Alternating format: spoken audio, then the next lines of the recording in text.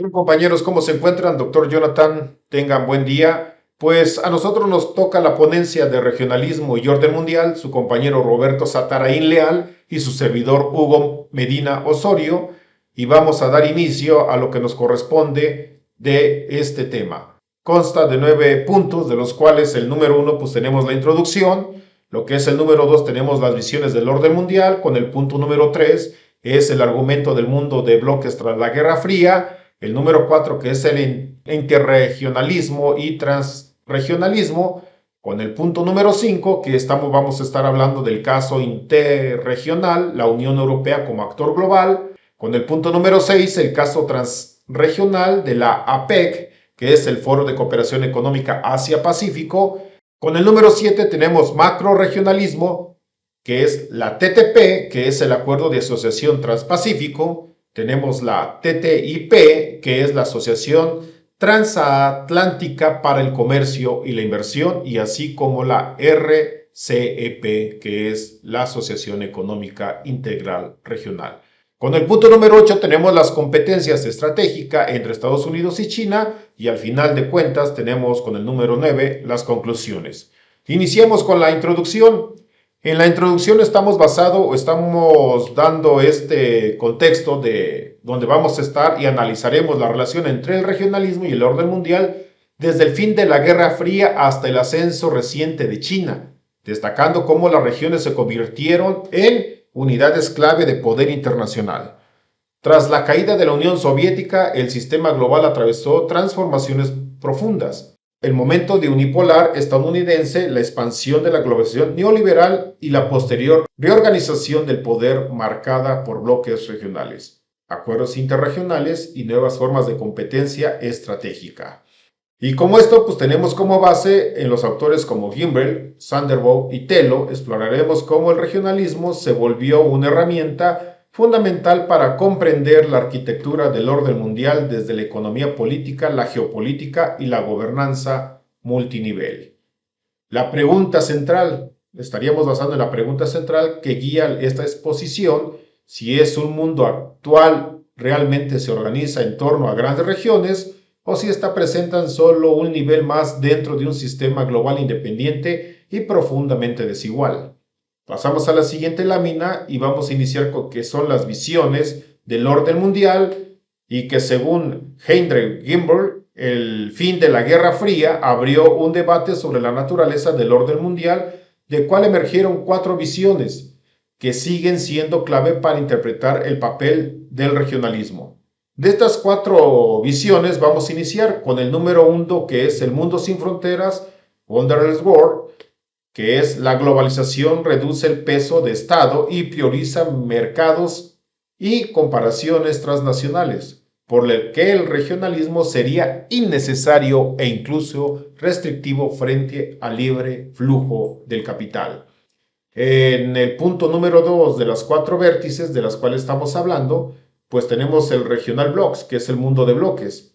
¿Esta qué propone? Esta propone que el sistema tendería a organizarse en 3 grandes polos, América del Norte, Europa y Asia, que compiten económicamente y estratégicamente. Aquí el regionalismo funciona como protección o plataforma de competitividad. Tenemos la tercera visión, que es lo que es American Empire, que esta sostiene que la posguerra fría consolidó una hegemonía estadounidense apoyada en su poder militar, tecnológico y financiero. De esta visión, los regionalismos pueden subordinarse a Estados Unidos o actuar como contrapesos. Y por último, de las 4 visiones, tenemos que es el nuevo medievalismo. Esta describe un orden fragmentado con múltiples niveles de autoridad local, nacional, regional y global, sin una hegemonía clara, que quede claro, sin una hegemonía clara. El regionalismo es solo una capa más dentro de una gobernanza multinivel. Estas 4 visiones permiten entender a las regiones como sustitutos de Estado, bloques geopolíticos,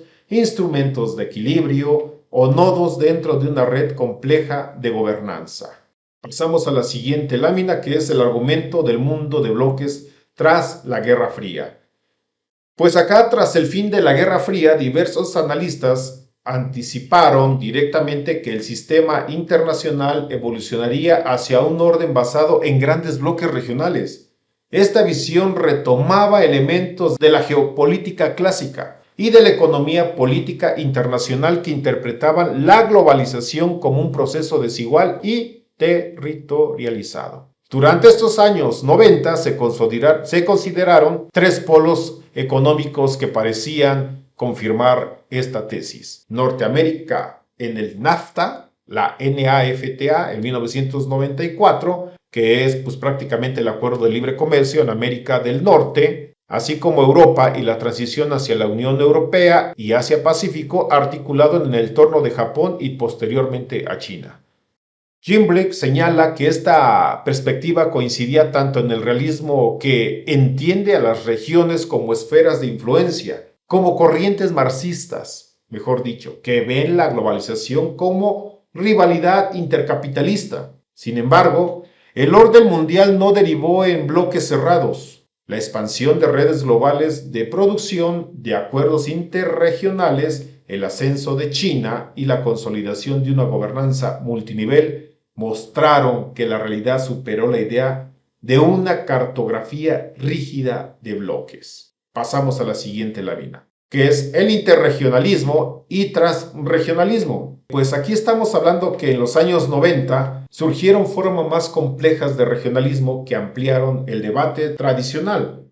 ¿Qué quiere decir con esto? Que el interregionalismo se refiere a las relaciones estructuradas entre dos regiones organizadas, como la Unión Europea y la Mercosur, como por ejemplo tenemos que es la Unión Europea con la Mercosur, la Unión Europea y el ASEAN, que estamos hablando que es directamente la Asociación de Naciones Sudeste Asiático, así como las cumbres de la Unión Europea y la CELAC, que la CELAC es la Comunidad de Estados Latinoamericanos y Caribeños, y que según Mario Tello, este mecanismo fortalece el multilateralismo, reduce tensiones, difunde normas e instituciones y crea puentes diplomáticos entre regiones que buscan coordinar reglas e intereses comunes. El transregionalismo, por su parte, describe redes más amplias que no dependen de las fronteras regionales clásicas, sino que también de espacios económicos compartidos. Su ejemplo más representativo, si lo podemos mencionar así, es la APEC,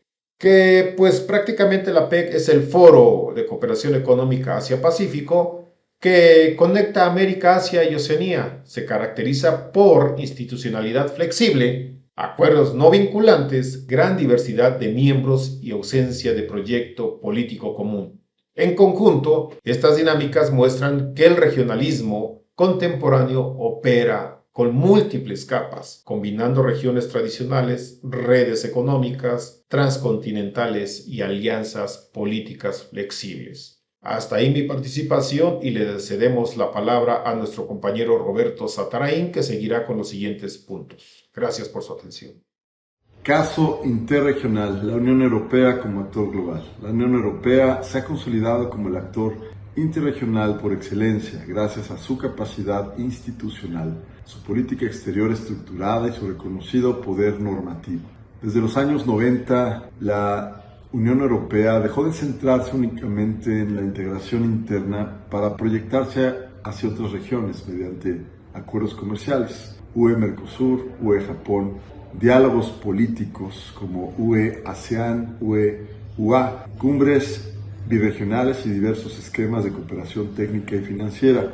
Como explica Mario Tello, la Unión Europea opera como un poder civil, exportando normas, estándares regulatorios y modelos de gobernanza. De ahí surge el concepto de actores, que combina capacidad económica, diplomacia multilateral, liderazgo normativo e instituciones estables. El interregionalismo europeo no se limita a intereses comerciales, sino que constituye una estrategia para reforzar el multilateralismo frente a tendencias unilaterales en el sistema internacional. Caso transregional APEC. APEC, creada en 1989, es uno de los ejemplos más relevantes de transregionalismo al integrar a 21 economías que juntas concentran cerca del 60% del PIB mundial. A diferencia de los esquemas clásicos de integración, APEC no busca un mercado común, no establece compromisos jurídicos vinculantes. Decide por consenso y promueve una liberalización comercial voluntaria. Su composición es altamente diversa, abarcando a Estados Unidos, Japón, China, México, Corea del Sur, Australia y economías emergentes como Perú y Vietnam. APEC ilustra cómo la arquitectura económica global se organiza mediante redes flexibles basadas en comercio, cadenas globales de valor y cooperación tecnológica, superando la lógica de bloques cerrados y dando lugar a espacios de interacción transregional. En la década de 2010, emergieron acuerdos de macro-regionalismo que buscaban articular proyectos económicos de gran escala con un marcado componente geoestratégico. El TPP, impulsado por Estados Unidos como parte de su estrategia de Pivot to Asia, pretendía equilibrar el ascenso de China tras la salida estadounidense en 2017. Evolucionó a CPTPP con un perfil más asiático, pero aún relevante para la gobernanza económica regional. El TTIP aspiraba a integrar a Estados Unidos y la Unión Europea en el mayor mercado del mundo. Su fracaso reveló tensiones transatlánticas, debates sobre estándares laborales y ambientales y la creciente resistencia social a una globalización percibida como desigual.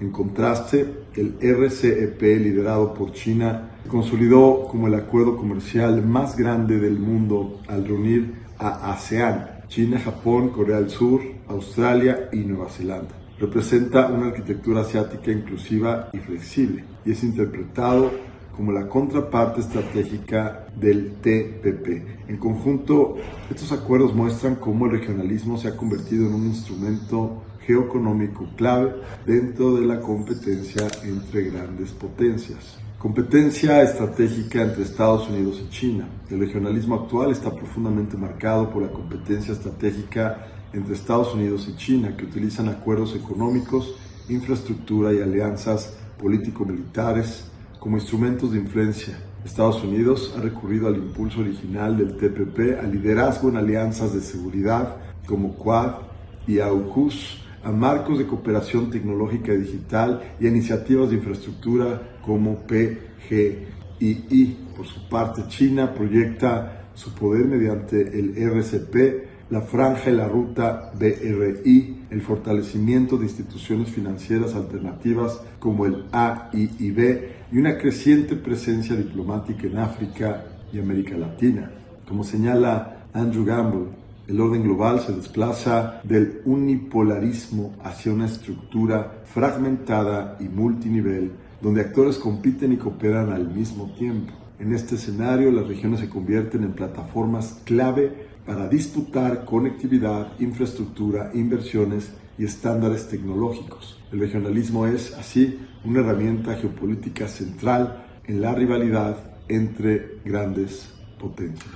Conclusiones. A lo largo de esta presentación observamos que el regionalismo es un elemento central para comprender la transformación del orden mundial. Desde la posguerra fría, lejos de consolidarse un sistema rígido de bloques, como se anticipó en los años 90, surgió una arquitectura mucho más compleja marcada por interregionalismos, transregionalismos, macroregionalismos y alianzas flexibles. Las regiones no sustituyen al sistema global, pero sí funcionan como espacios estratégicos donde se disputa influencia política, económica y tecnológica. Para Maria Teló, el regionalismo contemporáneo articula integración económica, diplomacia y geoestrategia. Para Andrew Gamble, el orden actual es fragmentado y multinivel, con hegemonías limitadas, competencia simultánea y formas diversas de gobernanza. Comprender el orden mundial contemporáneo exige analizar cómo las regiones se construyen, interactúan y compiten, especialmente en un escenario marcado por la rivalidad creciente entre Estados Unidos y China. Muchas gracias.